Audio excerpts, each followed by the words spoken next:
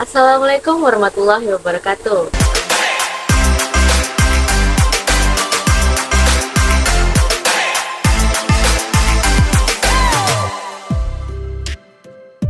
Perkenalkan, nama saya Reva Lestari dengan NIM 22 11 10 20 16. Saya mahasiswi program studi manajemen pendidikan Islam semester 3 Universitas Islam Negeri Sultan Haji Muhammad Idris Samarinda.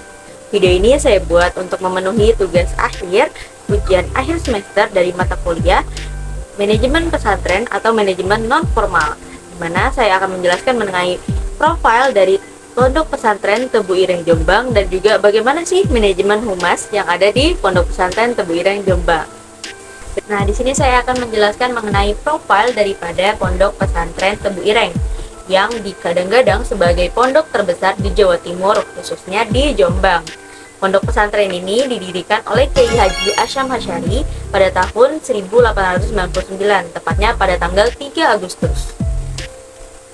Nama dari Tebu Ireng sendiri berasal dari sebuah dusun kecil di Cukir, Kecamatan Diwek, Kabupaten Jombang, dan memiliki asal-usul nama yang terdapat dua versi, yaitu yang pertama berasal dari cerita rakyat setempat mengenai Kebo Ireng atau Kebo Hitam, lalu yang kedua nama tersebut diberi oleh seorang punggawa kerajaan Majapahit yang masuk Islam dan bertinggal di sekitar dusun tersebut.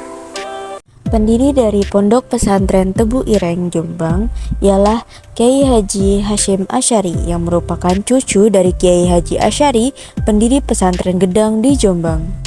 Pesantren ini didirikan setelah ia pulang dari pengembaraannya, menuntut ilmu di berbagai lembaga pendidikan terkemuka dan di Tanah Mekah untuk mengamalkan ilmu yang telah diperolehnya.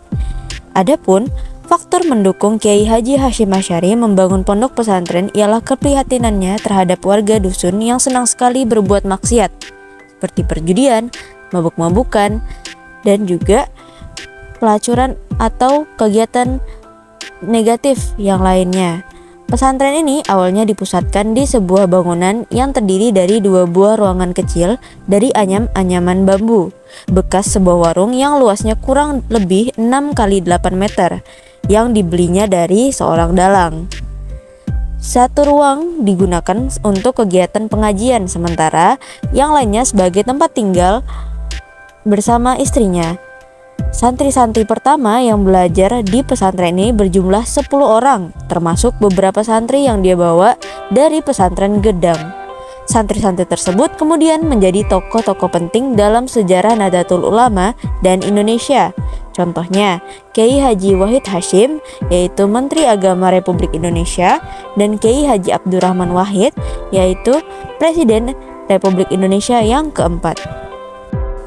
Nah, teman-teman, dari berjalannya waktu dari masa ke masa tentunya terdapat peningkatan di Pondok Pesantren Tebu Ireng ini. Salah satunya pada peningkatan santri-santrinya, yang mana dulunya itu hanya segelintir santri saja yang berada di pondok pesantren ini, tetapi sekarang berdasarkan dengan data yang ada di tahun 2023, santri yang ada di Pondok Pesantren Tebu Ireng ini sudah mencapai sekitar 5.300 santri, yang mana hal ini juga sudah termasuk pada santri-santri baru di tahun ajaran 2022-2023 yang berjumlah sebanyak 1.620 santri.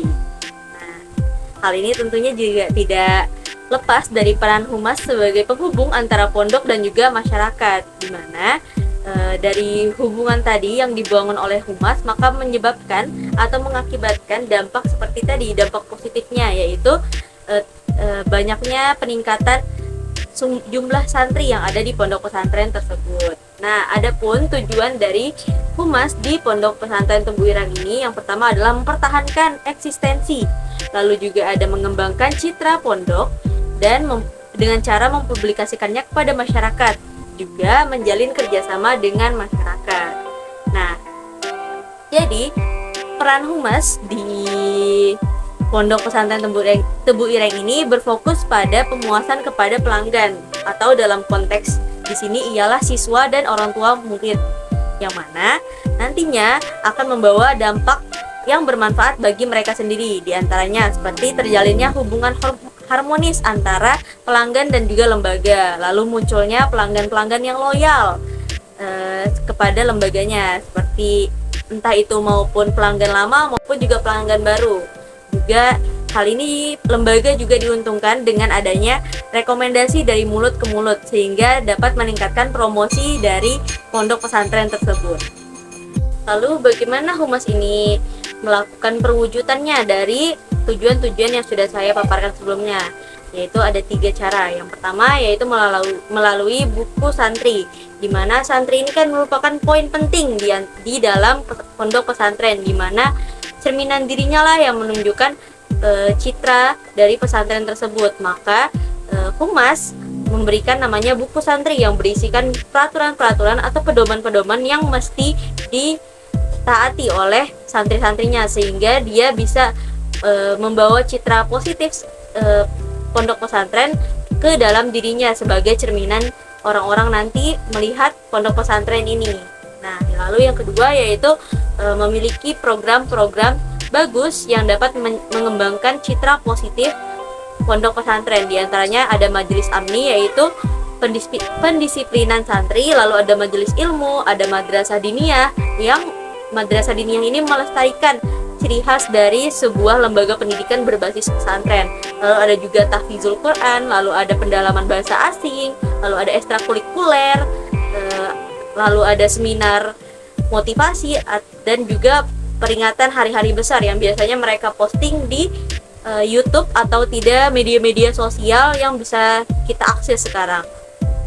Yang ketiga yaitu publikasi karya-karya santri, yang mana hal ini penting sebagai bukti bahwasannya program tersebut berjalan dengan baik, sehingga terdapat nih bukti-bukti yang dapat diberikan, yaitu berupa karya-karya dari santri tersebut. Nah, dari perwujudan yang sudah saya sebutkan, di mana humas ini meningkatkan atau mengembangkan citra positif dan eksistensi pondok pesantren Tebu Ireng ini, maka didapatlah hasil yang diterima oleh pondok pesantren Tebu Ireng ini. Yang terdapat ada 3 hasil yang diperoleh. Yang pertama yaitu peningkatan siswa atau santri pada pondok pesantren, dimana dikarenakan citra positif tadi, maka banyak siswa atau orang tua murid yang mendaftarkan anaknya atau mendaftarkan dirinya untuk bersekolah di pondok pesantren Tebu Ireng ini. Lalu yang kedua yaitu meningkatnya daya saing, baik dari sisi akademik maupun non akademik. Dari citra positif tadi, dari prestasi-prestasinya, sehingga meningkatkan daya saing pondok pesantren Tebu Ireng di antara pondok-pondok yang lain.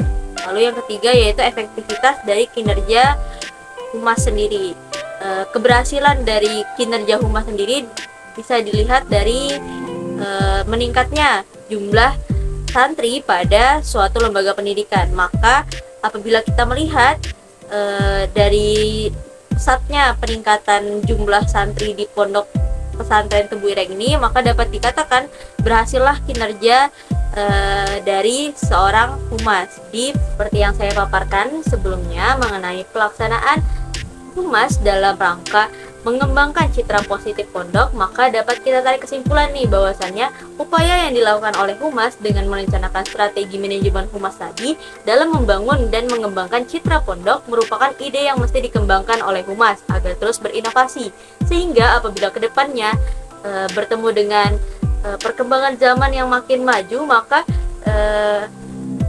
inovasi ini akan terus berkembang sehingga mengikuti zaman nantinya. Lalu humas juga menciptakan karya-karya dan program-program yang bagus untuk mendapatkan kepercayaan, yang mana kepercayaan ini akan membawa pada kemajuan eksistensi pesantren dan peningkatan perkembangan pondok pesantren Tebu Ireng Jombang. Sekian paparan dari saya. Wabillahi taufiq wal hidayah. Wassalamualaikum warahmatullahi wabarakatuh.